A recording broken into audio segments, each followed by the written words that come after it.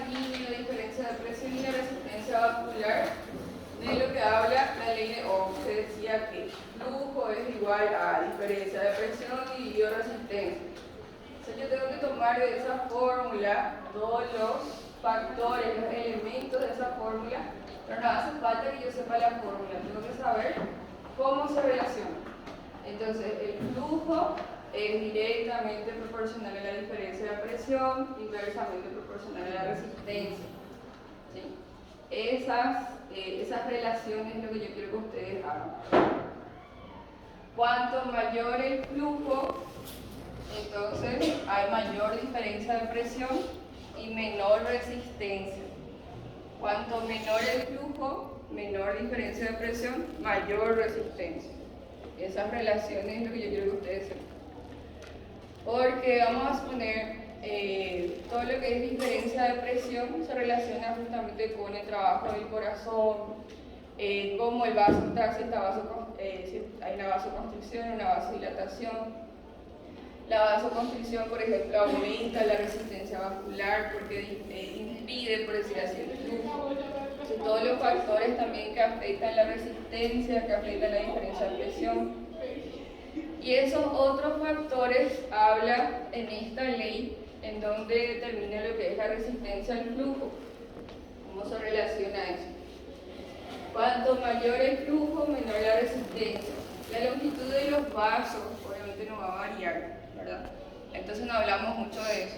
Pero sí, el radio y la viscosidad sí son factores importantes, porque cuando hay una vasoconstricción disminuye el radio, aumenta la resistencia, disminuye el flujo.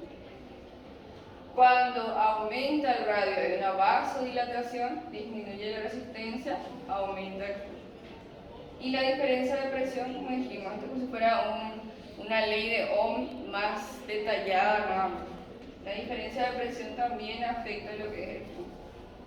Entonces acá todos estos factores de que habla esta ley, entonces tenemos que tener en cuenta principalmente estos. Porque la longitud de los vasos, desde el punto de vista anatómico, no va a variar mucho. No se va a cortar mi arteria coronaria, por ejemplo. Entonces estos sí tenemos que tener en cuenta la relación entre estos. ¿Qué diferencia? ¿Cuál es la relación entonces entre el radio del vaso y la resistencia? ¿Cómo puedo responder eso? ¿Cuál es la relación entre el radio del vaso y la resistencia? Si uno aumenta, el otro aumenta también, o si uno aumenta, el otro disminuye. Aumenta el radio y disminuye el Entonces son inversamente proporcionales, ¿verdad? ¿Qué diferencia existe entre el flujo laminar y turbulento?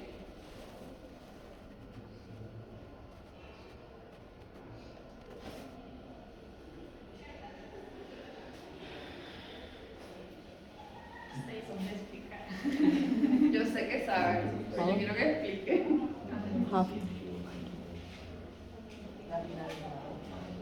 Van a dibujar en el examen así. Tienen que saber de escribir. Tiene un perfil parabólico. Sí. ¿Pueden explicar más fácil todavía? Porque tiene que ver con la dirección, ¿verdad? La dirección de la sangre. Entonces, si hablamos de sangre, la sangre tiene componentes, no es una sola cosa. Se puede decir que en el flujo laminar todos los componentes van en una misma dirección. Y justamente por lo que dijo Luján, tiene un perfil parabólico. ¿A qué se refiere eso? A que todos los componentes que van en la periferia, por la resistencia del vaso, van un poco más lento. Y todo lo que van en el centro van un poco más rápido, entonces forman un perfil parabólico. Y en el flujo turbulento, todos los elementos de la sangre van en diferentes direcciones. ¿Sí? Así yo voy a explicar el flujo laminar y el flujo turbulento. Entonces la cuestión es encontrar las palabras. Esas palabras tienen que ser técnicas. Tienes aquel árbol señalado. Bien. ¿Cómo afecta la viscosidad sanguínea al flujo? ¿Cuál es la relación entre la viscosidad y el flujo? ¿Son directamente proporcionales o inversamente proporcionales? Inversamente. Inversas. ¿Qué patologías pueden alterar que nosotros ya vimos? Anemia. ¿Qué más? Sí. Todas las enfermedades que afecten el hematocrito. ¿Qué era el hematocrito? ¿Qué es el hematocrito? Porcentaje de proteína. Fuerte. Porcentaje de proteína. Sí, porcentaje de célula con respecto al plasma. O porcentaje de eritrocitos directamente, ya que el 99% de las células son eritrocitos. O alguna patología que afecte el plasma directamente, de esa relación, porque el hematocrito es esa relación. Bien, distensibilidad vascular y sistema arterial venoso. ¿Qué es la distensibilidad vascular? ¿Qué vaso es más distensible? ¿Arteria o vena? Yo me voy a pasear así que tu celular se va a pasear también. ¿Qué es la distensibilidad?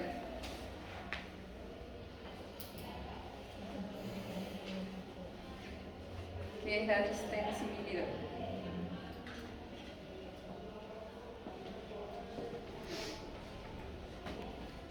La capacidad que tiene un vaso de adaptar la cantidad de volumen. Muy bien, perfecto. Chegando na prova. ¿Qué vaso es más distensible, arteria o vena? Vena es más distensible por las propiedades histológicas de su pared, ¿verdad? Tiene menos músculo, entonces como tiene más tejido conjuntivo, se distiende más. ¿Qué es la complacencia? O capacitancia. La capacidad que tiene un vaso de recibir. Por cada aumento de esa presión también, pero ya se refiere más a la capacidad. Porque si un vaso, por ejemplo, es grande, pero es poco distensible, con respecto a un vaso pequeño que es muy distensible, va a tener más capacidad. ¿Por qué las venas actúan como reservorios? Ellas actúan manejando más volumen, ¿verdad? Y no tienen tanto esa capacidad de mandar la sangre todo el tiempo como las arterias. Las arterias sí están manejando ese volumen y mandando a los tejidos todo el tiempo, pero las venas dependen del retorno venoso. Si ese retorno venoso está disminuido, van a actuar también como reservorio. En el caso del vaso, en el caso del hígado, los plexos venosos, ellos acumulan esas venas. En el vaso, por ejemplo, que hay la pulpa roja, la pulpa blanca, donde se acumula esa sangre, porque él tiene que trabajar con esa sangre, tiene que filtrar esa sangre, ¿verdad? Está. ¿Por qué tiene más distensibilidad en la respuesta? ¿Qué mecanismos facilitan el retorno venoso al corazón?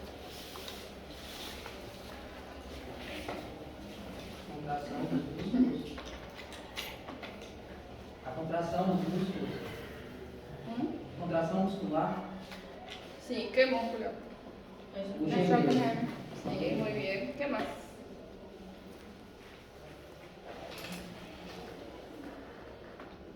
As válvulas das venas. Sí, muy bien. ¿Qué más?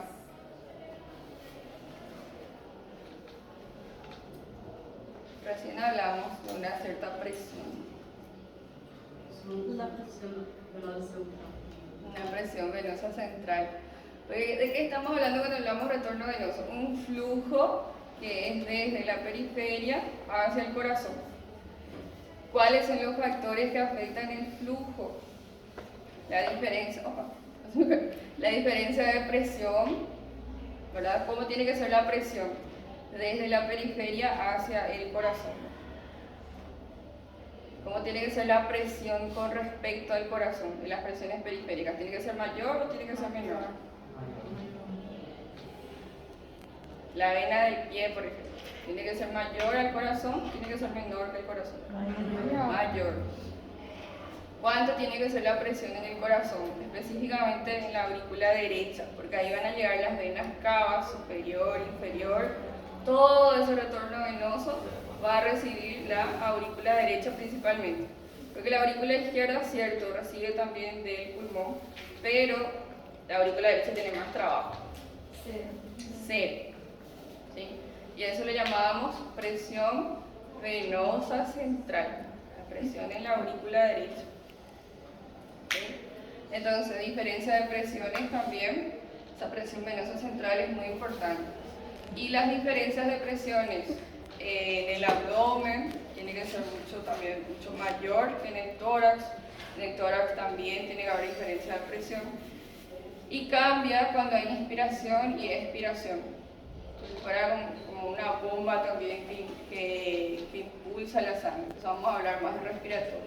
Entonces, diferencia de presiones desde lo que son los pies hasta el corazón. Muy bien, ¿qué me falta ahí? En el caso de una embarazada, por ejemplo, ¿cómo estaría el retorno venoso? Tem que ser maior a pressão. Ele tem que passar por ele. ¿Cómo? A pressão tem que ser maior. Aí, ¿La presión tiene que ser mayor? ¿Cómo es? pra voltar. Aumentou. La presión, dijimos, tiene que ser mayor en los miembros inferiores que en el corazón. Pero ¿qué pasa con el embarazo? El embarazo del tercer trimestre. ¿Dónde hay mayor presión? Intraabdominal. Solo que la presión intraabdominal es mayor que en los pies.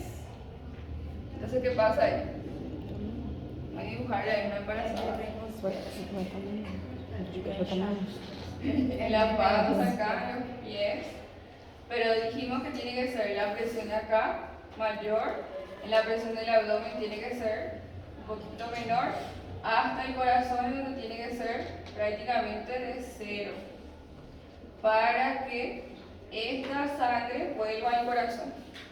Pero ¿qué pasa acá con la presión abdominal? Es mucho más grande que la de los pies.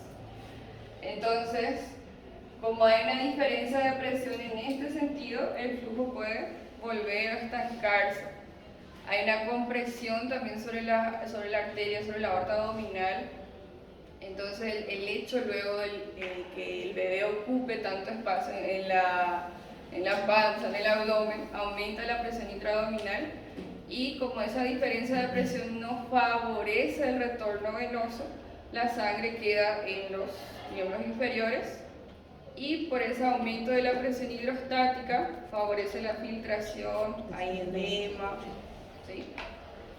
¿Puede ser fisiológico o no? El embarazo es fisiológico de por sí, ¿verdad? Entonces todos los cambios que hayan, siempre y cuando no alteren todo lo que es la hemodinámica del paciente, entonces es también fisiológico. ¿Okay? ¿Qué le pueden recomendar a esa embarazada para mejorar ese retorno venoso? Meia compressão. embaraçar-se. ¿Qué le van a recomendar? Hay medios de compresión. Sí, puede crear compresión, puede elevar los pies. Exactamente, todo lo que favorezca un aumento de la resistencia vascular también, ¿verdad? Se le suele pedir que ponga los pies en agua, ¿sí? Para aumentar la vasoconstricción, aumentar la resistencia, aumentar la presión. Todo lo que favorezca el flujo de retorno venoso al corazón. Muy bien.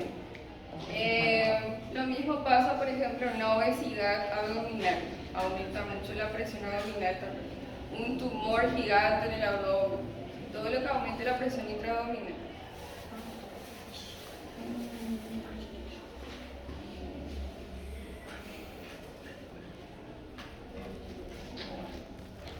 Tengo que pensar en todos esos factores de retorno venoso.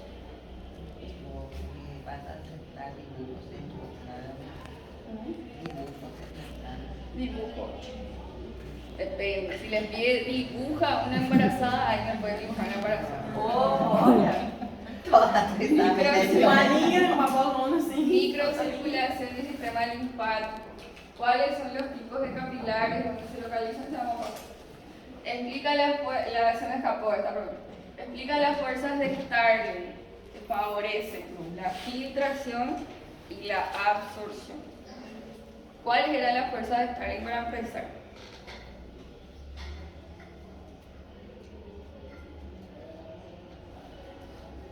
¿Cuáles eran? Hidrostática. Oncótica. Acá tenemos el capilar y el intersticio. O sea, tejido conjuntivo, ¿verdad? Conjuntivo laxo, tejido conjuntivo denso. ¿Qué significa filtración? Salida. Sale del capilar, o sea, el movimiento del líquido desde el capilar hacia el intersticio. ¿Y qué significa absorción? Al revés, desde el intersticio hacia el capilar. Bien. Entonces, ¿cuáles son las fuerzas que favorecen la filtración? La dilatación. Fuerzas. Atiéndeme la pregunta, las fuerzas. Porque dijimos que teníamos varias fuerzas. Fuerza hidrostática, como dijo Tatiana. O sea, presión, mejor dicho, ¿verdad? Pero también son fuerzas. Y la presión coloidosmótica, o también se llama oncótica. Tengo presión hidrostática, presión coloidosmótica, tanto en el capilar como en el intersticio. Pero tengo que pensar desde qué hace cada presión, qué hace cada fuerza. ¿Qué hace la presión hidrostática? Siempre empuja el agua hacia afuera, perdón. Entonces, si yo presión hidrostática por el agua, estoy dentro del capilar, voy a empujar el agua hacia afuera, o sea, hacia afuera del capilar. Pero si estoy en el intersticio, voy a empujar el agua hacia adentro del capilar. Si es positivo, tiene esa dirección. Porque la presión hidrostática del tejido conjuntivo laxo, por ejemplo, se vuelve negativa. Y ahí cambia de dirección, absorbe el agua. ¿Y la presión coloidosmótica? ¿Qué hace?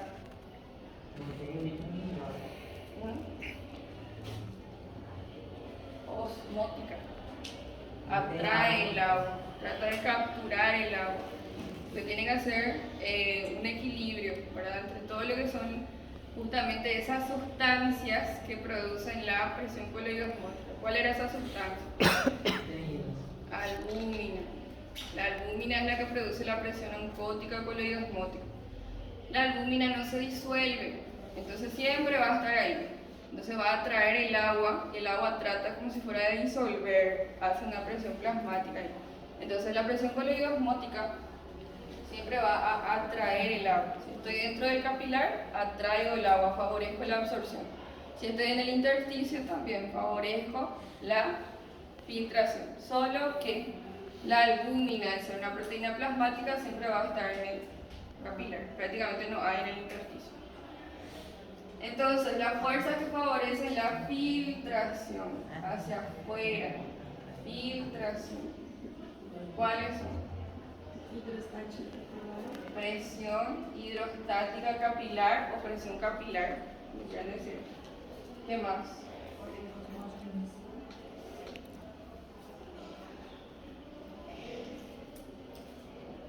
Oncótica tisular. Oncótica tisular. Oncótica. Tisular.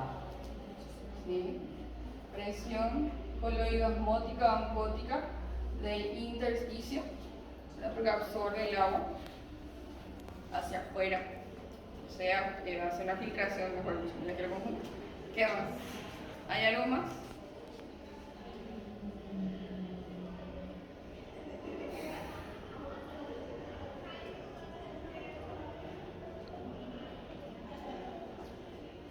¿Qué pasaría si la presión hidrostática intersticial fuera negativa? ¿Ahí va a favorecer la filtración o la absorción? Porque se lo negativa. Cambia de dirección, ¿verdad? Porque generalmente la presión hidrostática hace esta dirección, empuja el agua, entonces favorece la absorción, pero si es negativa cambia de dirección y favorece la filtración. Entonces, si puede ser un tejido conjuntivo laxo, la presión hidrostática intersticial negativa favorece la filtración, que es lo que nos dice nuestro libro. ¿Sí? Le pone ahí como si fuera una fuerza que favorece la filtración. Y la fuerza que favorece la absorción, ahí nos queda presión hidrostática intersticial si fuese positiva, ¿verdad? Pero solo puede ser positivo o negativo. Como ya le pusimos acá, vamos a dejarle nomás acá esto. ¿Qué otra presión va a favorecer la absorción? Presión coloidosmótica, coloidosmótica capilar, o sea, la albúmina que está dentro del plasma, está dentro del capilar. Entonces acuérdense de esa albúmina. ¿Qué pasa si esa albúmina disminuye? Va a disminuir la presión de absorción y va a favorecer la filtración. Y si se acumula agua en el tejido intersticial, ¿qué pasa? Edema. ¿Okay? ¿Qué ocurre si la presión intersticial aumenta? ¿Y qué pasa si se vuelve negativa? Como dijimos, si se vuelve negativa, facilita la filtración. Si se vuelve positiva, facilita la absorción. ¿Qué funciones cumple el sistema linfático en la homeostasis del líquido intersticial? ¿Cuál es la función del sistema linfático entonces al final?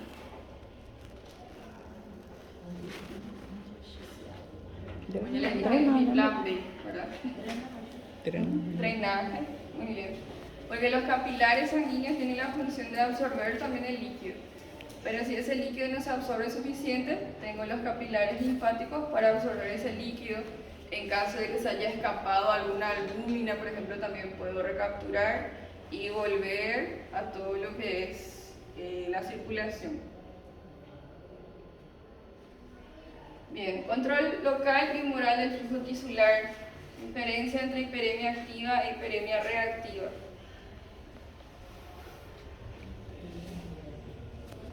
¿Qué es hiperemia?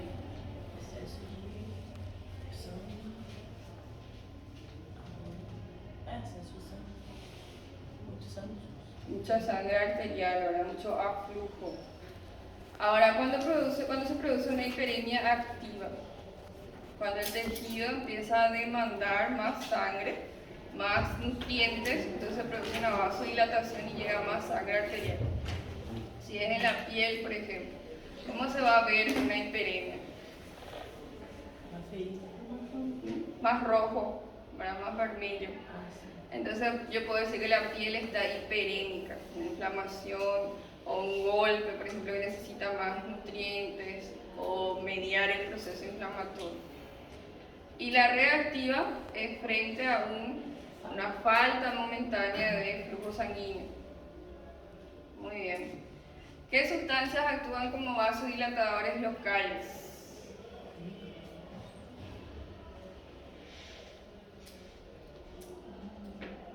Díganme por lo menos 3 vasodilatadores. Fuerte. Vitamina. Vitamina.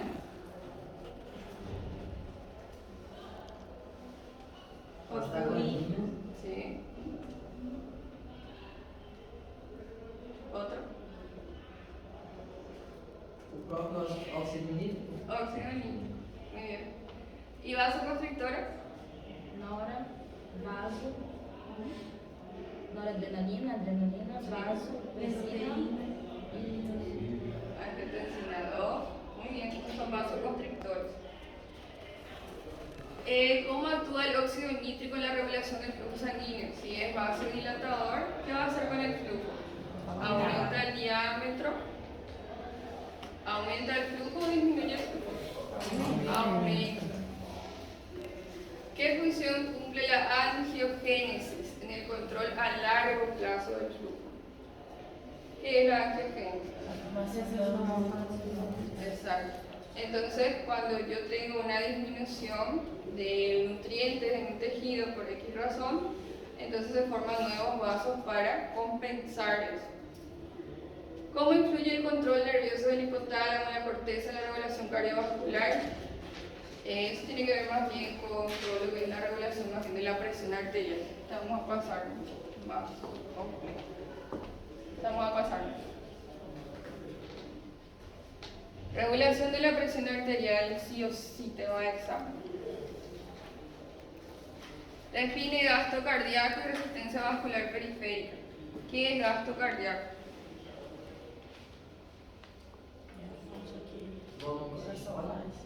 Volumen Sistólico. por Frecuencia cardíaca. frecuencia cardíaca. ¿Cómo puedo decir de otra forma? Volumen. Que sai do coração a cada latido. Sí, pero cuando hablamos de frecuencia cardíaca hablamos por un minuto, ¿verdad?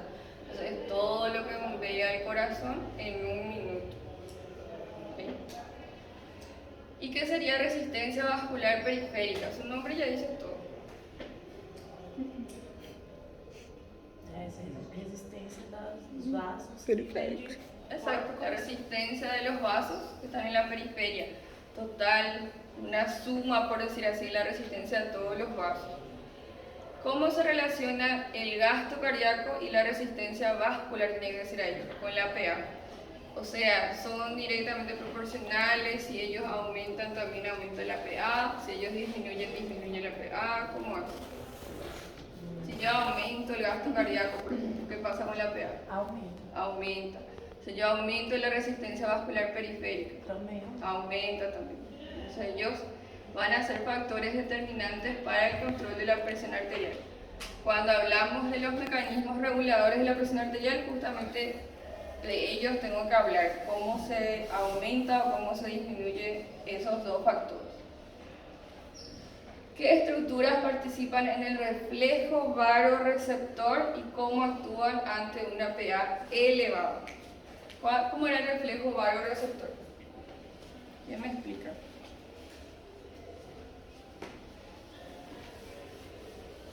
Como si fueran cuentos. ¿Qué son los varoreceptores? ¿Dónde se localizan? ¿Qué es lo que perciben? ¿Con quién se comunican? ¿Qué son? Primero, ¿qué son? Mecanoreceptor. Muy bien. ¿Dónde estamos? Arco aórtico y seno carotídeo. Muy bien. ¿Qué es lo que perciben exactamente? O aumento da pressão. A distensibilidade dos vasos. La distensibilidad de los vasos, porque no hay formación mecánica al ser mecanoreceptores. Entonces perciben también ese aumento de la presión de flujo o disminución de la presión de flujo. ¿Sí? En esos lugares que dijimos. ¿Quién es más sensible? ¿El que está en el callado aórtico o en la bifurcación carotídea? ¿Quién percibe más rápido? O do centro. El del seno. ¿Por qué? Porque él asegura la perfusión hacia el cerebro. Entonces, si disminuye un poquito la presión, él enseguida ya activa todo ese reflejo varoreceptor y aumenta la presión arterial para que no le falte sangre al cerebro. Porque todo lo que es cardiovascular, ¿qué es lo que busca? Asegurar la perfusión de todos los tejidos. Para eso vamos a aumentar, disminuir la presión, aumentar el flujo, hacer vasodilatación, ¿sí? Disminuir el flujo, hacer vasoconstricción, todo lo que estamos diciendo. Bien, entonces, el varoreceptor, vamos a suponer, percibió una presión arterial elevada, ¿sí? En esos lugares que dijimos. ¿Y qué van a hacer? Aquí le van a informar eso. Sistema nervioso central. ¿Qué exactamente? ¿Cómo se llama esa parte del sistema nervioso central? Centro.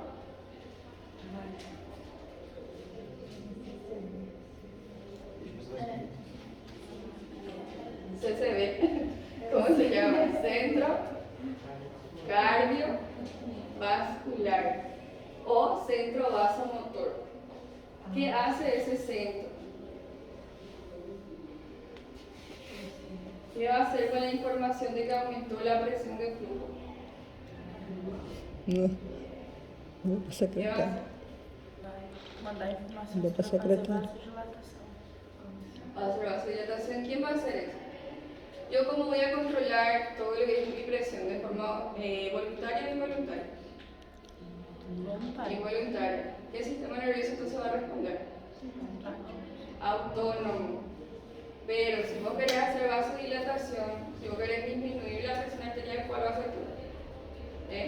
Parasimpático.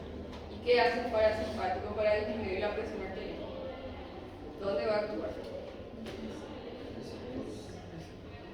Recién dijimos, en el el corazón, en los receptores, M2.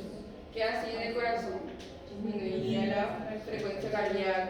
Si disminuye la frecuencia cardíaca, ¿cómo va a afectar el gasto cardíaco? Va a disminuir también. Si disminuye el gasto cardíaco, disminuye la PA. ¿Cómo se activó el parasimpático? Se inactivó el simpático. Se produce una vasodilatación. Esa vasodilatación va a aumentar o va a disminuir la resistencia vascular periférica. Disminuir. Si disminuye la resistencia vascular periférica, la PA disminuye también.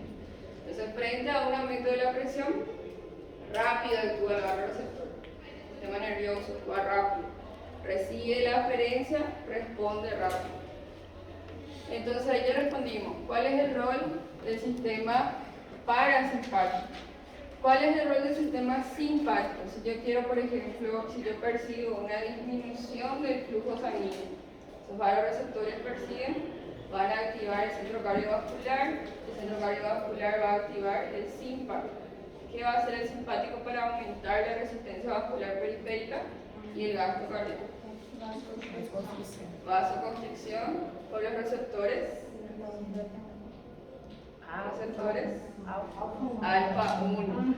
Aumentar la frecuencia cardíaca por los receptores beta 1. Por eso del receptor. Ahí ya hablamos del parasimpático, que se repitió. ¿Qué efectos tiene la activación del sistema renina, angiotensina, aldosterona sobre la PA? ¿Cuándo actúa? ¿Frente a un aumento de la presión o a una disminución de la presión? ¿Cuándo va a actuar? La disminución de la presión arterial. Disminuye la presión arterial, ahí se activa el sistema RA. ¿Y qué va a hacer? ¿Qué hace la renina exactamente?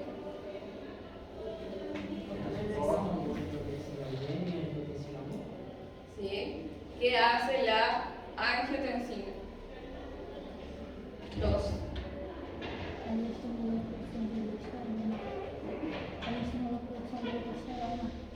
Entonces sí, actúa sobre la aldosterona y qué más.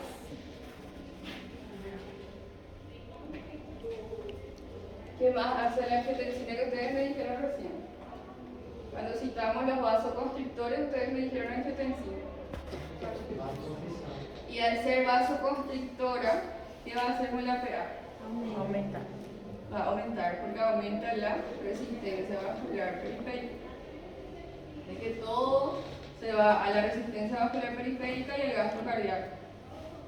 Ese raciocinio es lo que yo tengo que tener. ¿Qué es lo que hace todos los mecanismos de la regulación de la PA? ¿Qué es lo que hace sobre la resistencia vascular periférica, sobre el gasto cardíaco? Es decir, ellos aumentan, va a aumentar la PA. Si ellos disminuyen, va a disminuir la PA. Profe, no entendí qué hace la renina, porque no entendí qué hace. La renina convierte angiotensinógeno en angiotensina 1. La ECA convierte angiotensina 1 en angiotensina 2. La angiotensina 2 dijimos que produce la liberación de aldosterona en la corteza suprarrenal, pero también hace vasoconstricción. Es una vasoconstrictora muy potente. También hace otras cosas. Aumenta la producción de ADH, también puede potenciar el sistema simpático, pero en nuestro libro se enfoca en lo que es la vasoconstricción y la producción de aldosterona. ¿Y qué hace la aldosterona? Aumenta la absorción de agua. Aumenta la absorción de agua, ¿cómo? Porque no va a hacer eso directamente.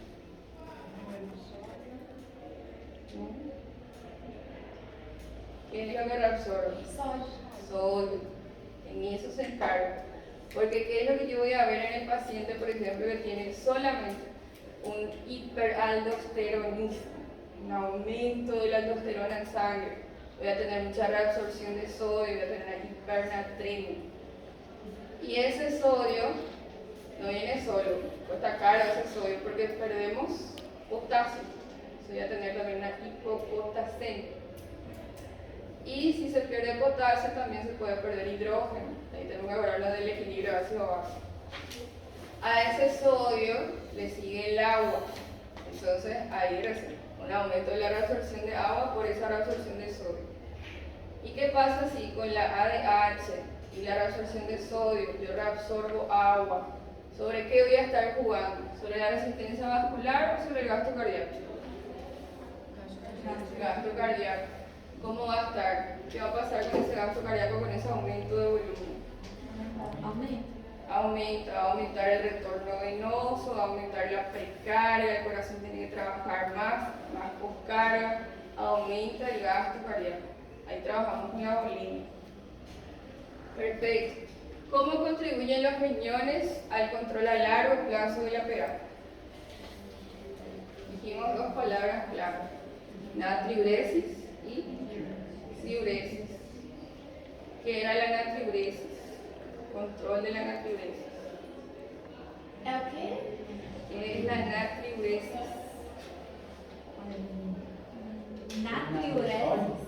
Eliminación de Sodio. Sodio por orina. La eliminación de sodio por orina.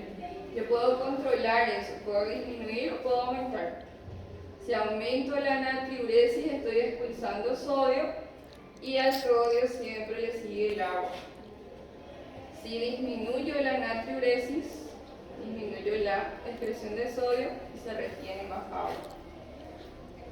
Y la diuresis se refiere más bien al agua. Yo puedo jugar también con el agua, puedo excretar más agua, puedo inhibir esa excreción de agua. Okay. Muy bien.